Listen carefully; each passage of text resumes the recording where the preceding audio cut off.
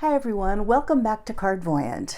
I'm Kris and I'm your Cardvoyant, and today I am very excited because we're going to be finishing up the sword cards.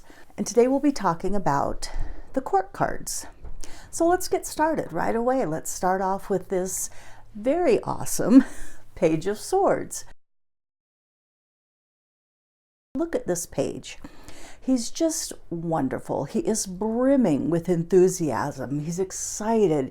You can see the wind blowing through his hair, and that signifies change. That seems, this is that change in the weather.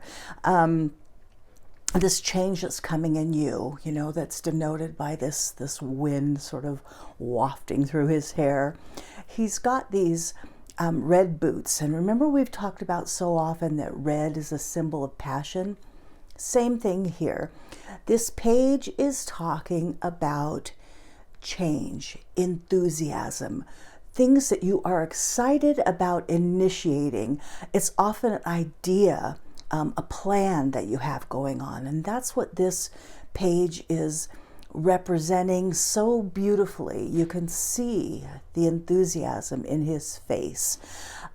He's looking sort of about him. He's holding this sword up and looking about him, and the sword symbolizes, as it so often does in the sword cards, this intellectual curiosity, freedom, ideas. It's, as we've talked about before, sword cards are about cutting through things, and this sword is talking about bringing together the things that you've considered and are now planning on, that you have it almost like an action plan for, and you're so excited to step into it. And this card speaks about intellectual curiosity and communicating that curiosity to others. So this is very much about a beginning. Now, if you're talking about relationships, and sometimes this card will come about in relationships, you're often talking about that communication angle. It's about new ways of communicating. Sometimes it can be about new relationships where you need to have this communication. You know how sometimes in new relationships you're reluctant to bring things up or to discuss topics that maybe you have a little fear of or just feel kind of heavy. Well, this card encourages you to go ahead and do that. It's almost a confirmation of your relationship, saying, yeah, you've got to start talking about these things. On the other hand, depending on your client and depending on the cards around it, this can be a card that calls you out on non-communication and says, hey, look, if you want to move forward as this page wants to, you need to start communicating. You need to cut through the silence and through some of the miscommunication and get to the heart of the things that you need to discuss in your relationship. However, in general, this card is about new beginnings. This is about an idea or a plan that you have that you're so excited about, that your client is so excited about. It can be about new jobs. It can be about new opportunities, new entrepreneurial things. It can be like initiating, starting to buy a home or build a home or anything like that, where you're so excited about this plan. The caution with this card, as it is with most page cards, with all page cards, is that there's a need to sustain that enthusiasm, because as we all know, nothing in life ever goes completely smoothly, and you have to be ready for that, and you have to be ready to fight to sustain that enthusiasm and to follow through with your plan.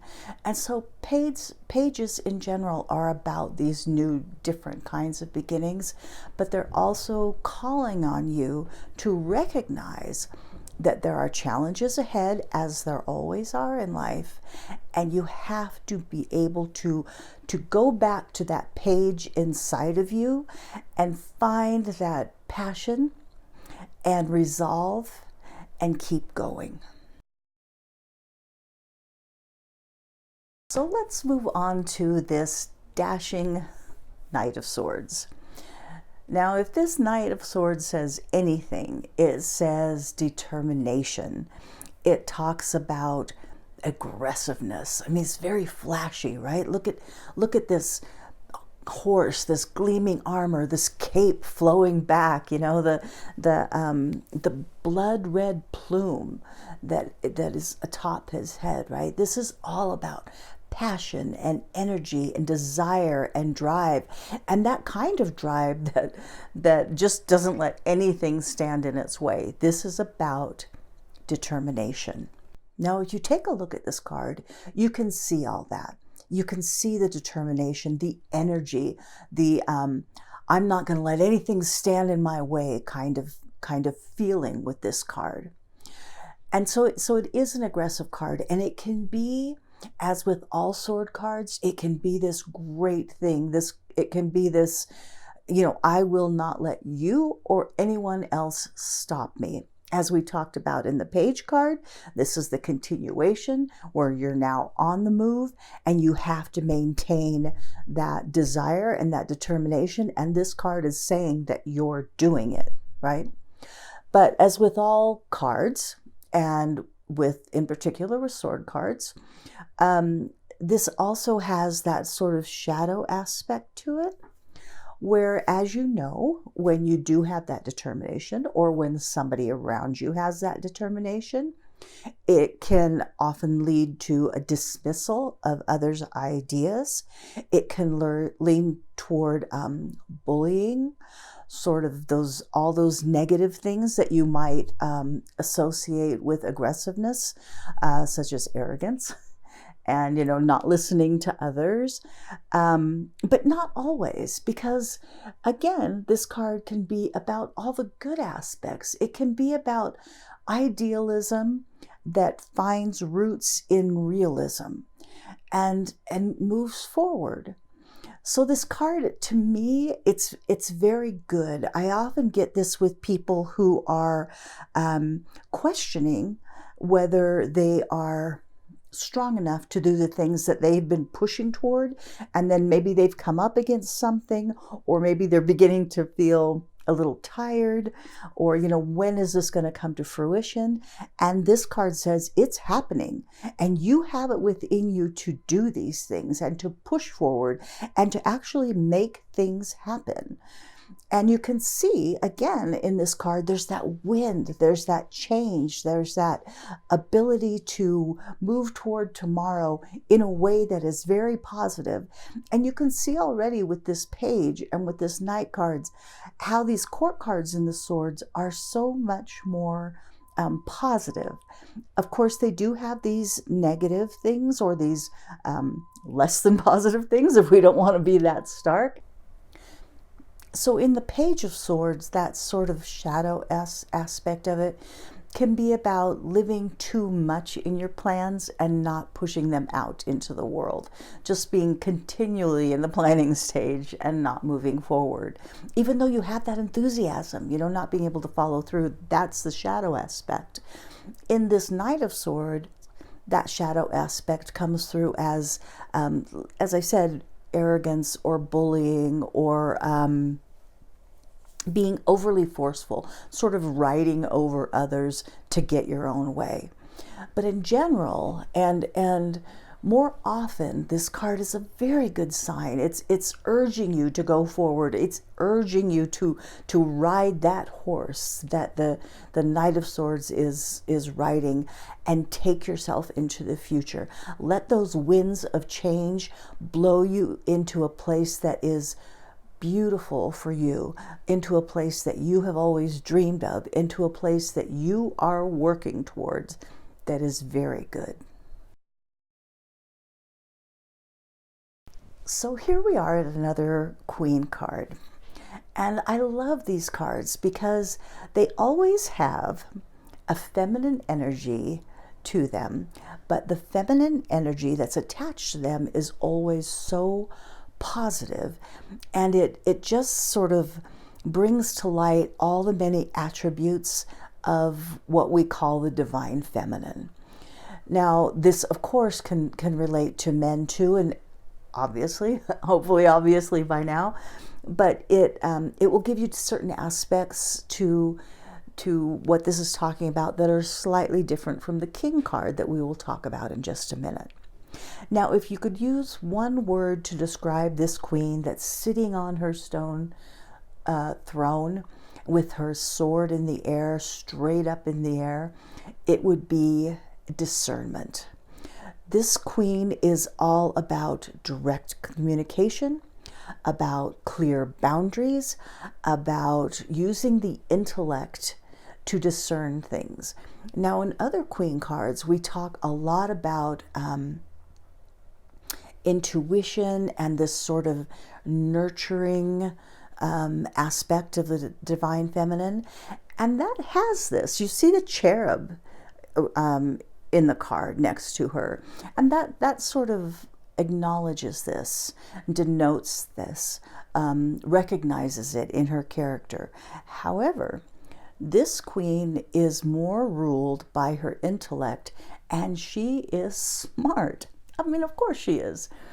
She understands many things because of her intellectual maturity. One of the things she understands is sorrow. This queen has been through things, so you can rely on her to understand all these parts of the human experience. But when she puts them together and is trying to discern something, to perhaps make a judgment, then she will rely more on her intellect that comes from life experience. So yes, she is the person that you go to for advice.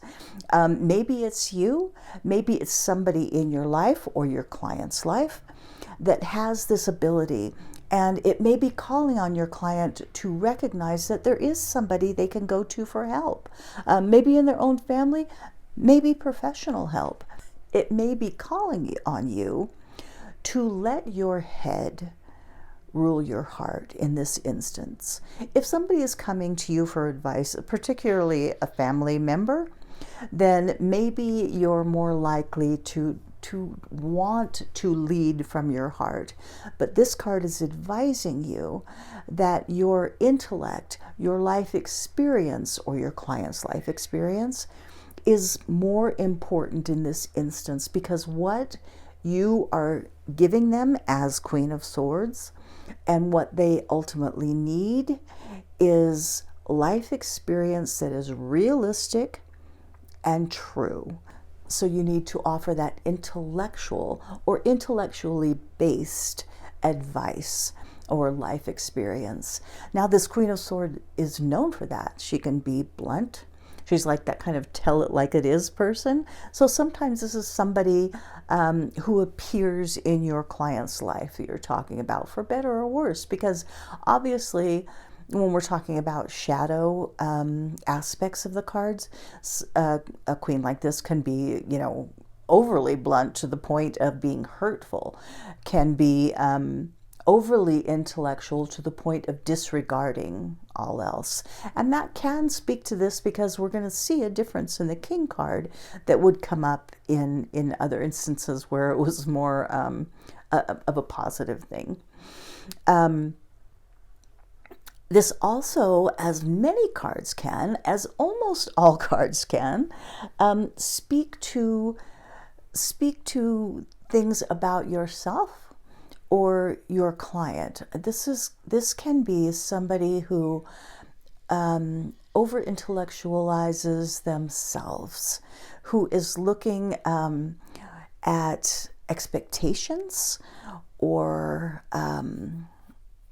past experience in a way that breaks them down too intellectually, and thereby does not sort of give themselves a break, is not loving themselves enough, is not allowing themselves to simply be human.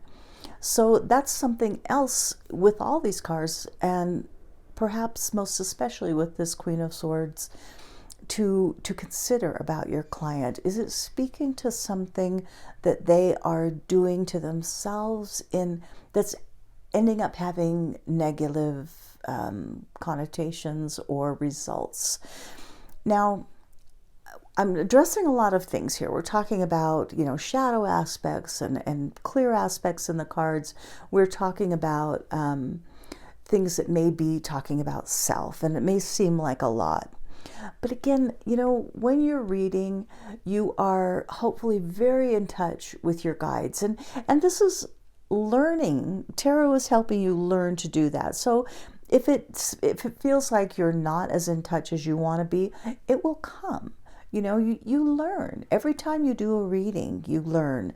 Every time you meditate, I feel like you grow closer to the non-physical world. And so you're better able to draw on that as you're reading the cards. Now, the thing about the cards is they are a tool, so the cards themselves guide you. Even when you're feeling a little bit lost or a little bit disconnected, they can guide you, right? So that's what these explanations are all about.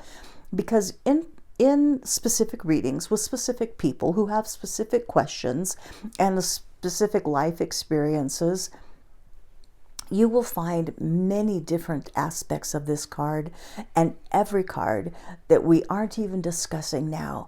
But it's that overall feeling that sort of what this is about. This Queen is about intellectualizing things and about having life experience and about being able to offer advice, sometimes blunt advice, and you'll be able to better apply that just by being open to what your guides or your clients' guides are saying to you, the information that you're feeding you.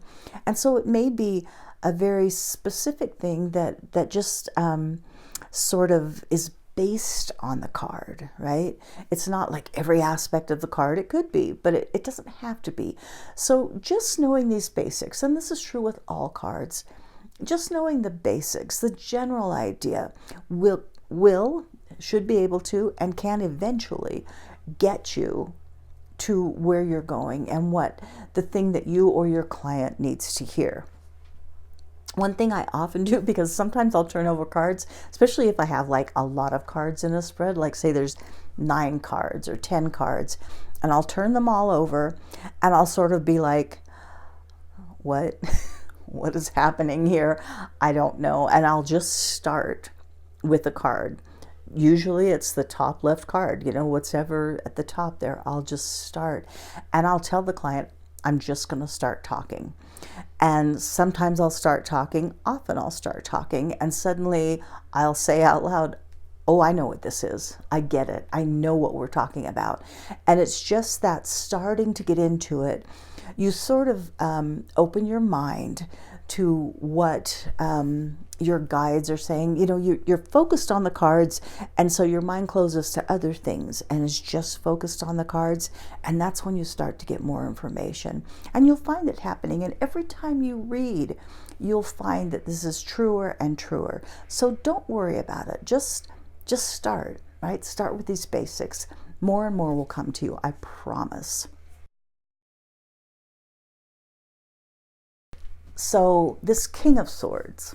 Now, the first thing that you'll notice is, do you remember just in the Queen Sword that we just talked about, how her sword is upright and she's talking about this attainment of truth, this intellectual truth? Well, look at this King card. His sword is slightly to the left. It's not quite straight up. And this is this little bit of leaning toward the subconscious, or toward the your intuition, toward that spiritual world. Because this king, and this is kind of unusual in king cards, because this king is a little bit less about the intellect. He is more about intellectual clarity when it's coupled with fairness and equality and seeking the best truth for a particular situation. So we may think of the Queen, who's a little bit more about like this ultimate truth, and also the truth she's experienced in life.